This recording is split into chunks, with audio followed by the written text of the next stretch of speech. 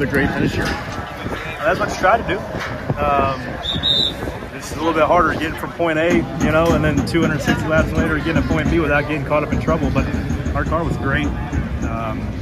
You know, I think we could have. We handled better than others. Some guys handled a little better than us, but we just never could quite get in those first couple of rows to be able to control a lane. But luckily, we chose the right lanes at the right time, and you know, the bottom lane kind of broke up, and I was able to shoot to the bottom. I missed the opportunity to go to the bottom with about 20 to go when the top lane, the first 5 or 6 got clear. And I told myself, man, that was the difference, because you have to be up front in the line, just because there's not a whole lot of opportunities to be 3 wide here, because it gets covered pretty quickly.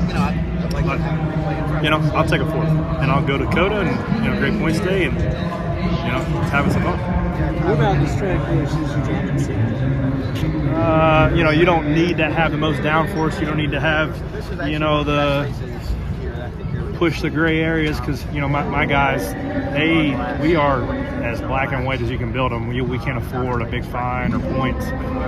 So when you used to come to Atlanta, you'd have your tricked out track bars, and you'd have your bodies and your sway truck bar bushings, and if you don't, then you run 30th. And before that, we'd have long days, but now it's kind of like an old wore out Daytona before they repaved it, where it's slick and bumpy. You can use your head and lift when you need to get the right front, you know, under the tire to be able to formulate runs. It's not straightforward like a Talladega. You know, I think that there's a little bit more of it in the driver's hands to where you position yourself and how early you can get track position and hold on to. And this place has been pretty good to me, so I'll keep liking it. What made the bottom so much stronger there in that 3rd stage? Nobody could run it in the first half. Everybody could run it, they just chose not to. You know, the cars, cool day, the track had a lot of grip. It was just everybody was content to log miles the first stage. Nobody, like, it's hectic running side by side at 200 miles an hour for 40 laps, right? Like, nobody wants to do that. So the first stage, everybody's kind of content to ride. Somebody will try the bottom, try to get something going and get chucked. But towards the half, after that re-rack, after the green flag stopped in stage 2 is when track position became a premium, and you had to just go wherever you could.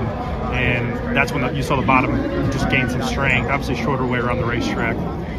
But the track was cool, so the track had some grip, so that's why the bottom was dominant the other race. Can you take us through those last few laps? What moves got you into the top 5? So I was probably running 6 car on the outside lane, you know, and I was always buried. The bottom was always covered by 2 or 3.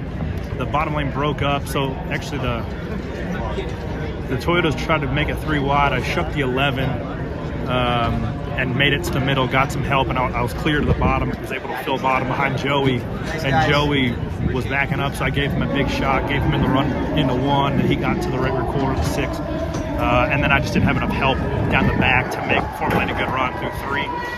And luckily I didn't get turned right into the fence coming to the checker, so it was great. What do you make of this racing, Corey? I mean, obviously it's pretty good for you here in Atlanta.